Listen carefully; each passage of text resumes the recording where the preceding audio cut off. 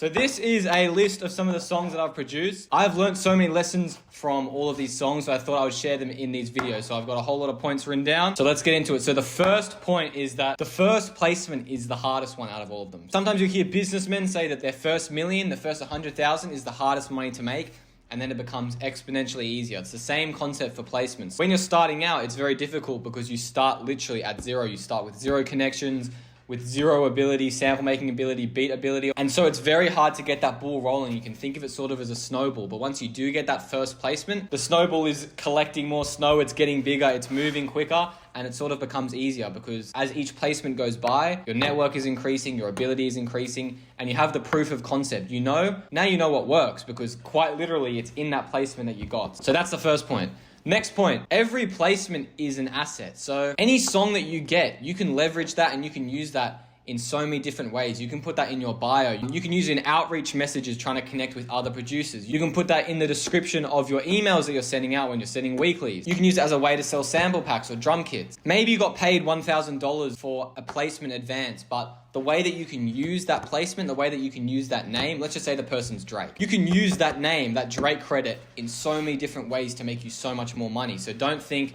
just because the advance was bad or the song did bad, that you can't use it in a million different ways to help grow your network, to help grow your email list, to achieve all of these different things. All right, the next one is one song or one placement isn't going to retire your parents. Now, if you've got a few placements, you're going to be thinking, yeah, duh.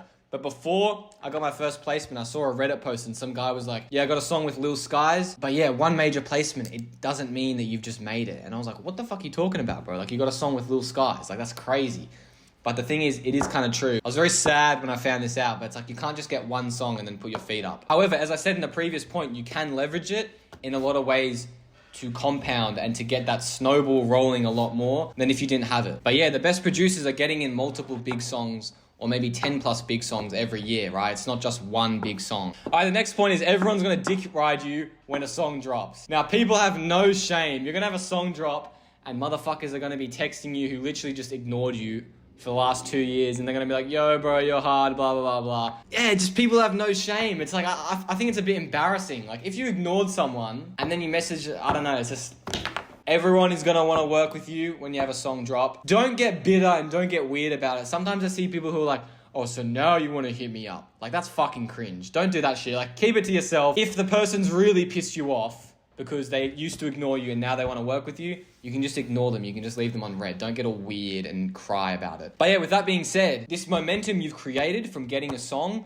means that you can use it to create even more momentum, right? You can use it to message more people. Maybe you find other people who produced on the same album and be like, yo bro, I produced on this album as well. We should work on more. That could really solidify yourself as the type of producer who continuously gets on the same guy's album. So yeah, you're gonna get some dick riders and you're gonna be people who are hitting you up like, yo, let me do this, blah, blah, blah. People are going to want stuff from you, but you can also use that to your benefit. If a bigger guy messages you because of the placement, that's a great thing. But I see some people get all weird about it. They're like, oh, no, you want to message me? It's like, bro, that's just how it works. Like, obviously, this guy didn't want to message you when you had 30 followers. It's like, you had 30 followers, bro. But now you've got more followers, you're doing better, it's social proof. And yeah, it goes to show social proof is important, and placement is a great way of showing the social proof. The next point, I kind of said it, is strike when the iron's hot. So you get a big song, strike. Message more people. Maybe sell a kit or some shit. Just strike when the iron's hot. You're going to have more attention, more eyeballs on you. This is your time. This is your chance to multiply it. I made a very big mistake like 2 years ago when I got on a big album. I got it and I thought, oh, like this is crazy. And I sort of just put my feet up. I wasn't as hungry as I was before with messaging people and making loops and stuff. Like, it just pisses me off even thinking about it because it's the opposite of the point that I'm trying to say. So I guess I learned that lesson the hard way. And that's why I'm saying that to you watching, because hopefully you will not make the same mistake for yourself. All right, next point. Music is subjective. So when I got my first placement on a Youngboy album, I sent that exact loop to like 10 Youngboy producers and none of them used it. And then the 11th one, Desan used it and then it got placed. And that sort of taught me a valuable lesson that music is very subjective. Just because someone didn't use your loop doesn't mean that it's necessarily a bad loop and you should stop sending it out. Sometimes you have to trust your intuition and go, okay, I know this is a good loop. Even though those people didn't use it, I'm going to still keep sending it out because I know it's got potential. Sometimes this person didn't use your loop because it just wasn't the vibe he wanted. Maybe he didn't even listen to it. Maybe he opened the email, but his AirPods weren't in and he was on the bus or some shit, right? You never really know, so don't try and take things too personal and constantly question and doubt yourself. Sometimes you just have to trust that you know something is good and to keep sending it out and to keep pushing. All right, the next point is don't float like a feather. So what I mean by this is don't really be in no man's land and you're lacking intention and you don't really know what you're doing. You're making like 8 different style of loops. It's all over the place. You don't really have a goal. It's much better to hone in on one specific sound, one specific artist, and just go tunnel vision mode on that. Instead of you trying to operate within all of these opportunities, blah, blah, blah. It's better to become very good at a certain type of sample or a certain type of beat and then just attack that lane. If you look at the best YouTube type beat channels, let's say the best Drake type beat channel, they only post Drake type beats, right? They only focus on that one sound. They're not doing a Lil Baby beat tomorrow, a Rod Wave beat the next week. It's all just one sound. It's better to be that go-to guy for a specific artist or for a specific sound rather than sort of an all-rounder and you're like a 7 out of 10 at every loop. If you watch my previous video, you're gonna think this is a conflicting point.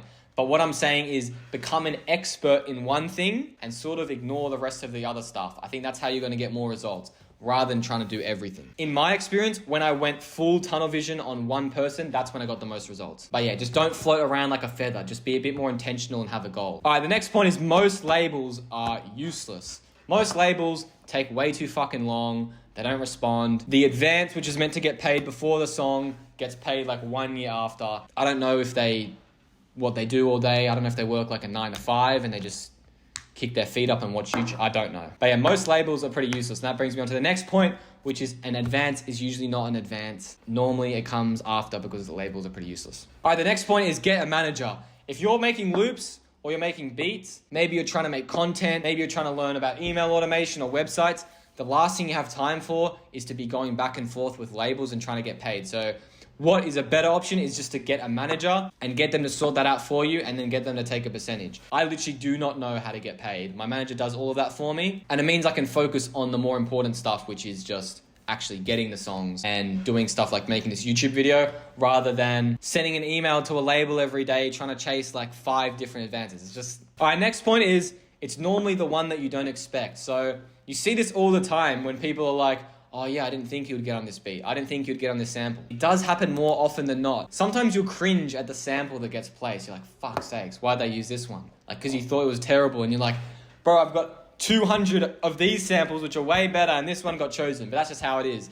Normally it's the ones that you don't expect. And the lesson that you can learn from this is if you have a loop and you think it's like 80% good, whereas the other ones are 100% good, I think just send it out because maybe the other people you're sending it to see the vision more than you, right? Sometimes it's better just to play the numbers game and just chuck that extra one in there. All right, the next point is there is usually a lag. So there's usually a lag between you making a sample or a loop and it actually getting placed. Sometimes the lag can be like 2 or 3 years, which will surprise you.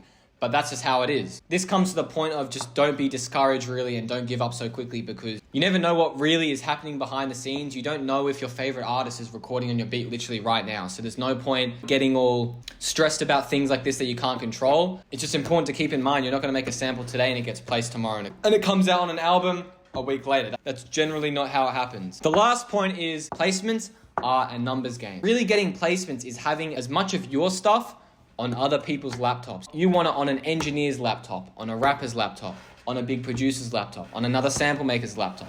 You just want all of your stuff on other people's laptops. When you think of it this way, naturally, you're gonna start to ask yourself, okay, how can I get it on a lot of these people's laptops? A lot of people like to play the whole exclusive game. They're like, I want my samples to feel rare. I want them to feel exclusive.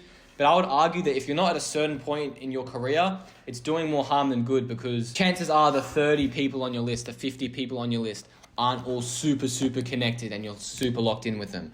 Sometimes you might just have to play the numbers game. I personally think that playing the numbers game and getting it on a lot of people's laptops just increases your chances. So ways you can do this is having loop kits out for free to the public or YouTube beats out for free to the public because I guess you just never know who will come across it. If you have 200 people on a weekly loop list, you're capped at 200 people. That's the maximum amount of people you can reach. But if you upload a YouTube loop kit, for example, the ceiling's much higher. You can get 1,000 views. That's 5 times as many people who have seen your loops. That's 5 times as high a chance of a placement. So I understand there are pros and cons of having your stuff exclusive. There's pros and cons of you having your stuff more readily available to the public. Hovey is a good example. He's produced 77 songs this year and we're still in October. That's a minimum of 100K on advances. I'm going towards the small side and saying 100K. It's probably a lot more.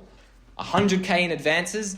And he said a lot of the stuff is just from people coming to him. A lot of the stuff is from Discord. A lot of the stuff is from him giving out free loops. And yeah, that's a perfect example of the numbers game compared to keeping your stuff exclusive and you've only got like 10 people on your email list. Unless you're really, really close friends with those 10 people and those 10 people are super connected, I don't think it's a good approach. Obviously, there are people who are at that certain level in their career and then yeah, for sure, go for it. But if you're starting out, I would recommend playing the numbers game just to increase your chances. Yeah, guys, that is the video. If you enjoyed, join my broadcast channel. I'm posting a lot of stuff like this in there. Subscribe, leave a like and comment. I would appreciate it. And I'll see you in the next video.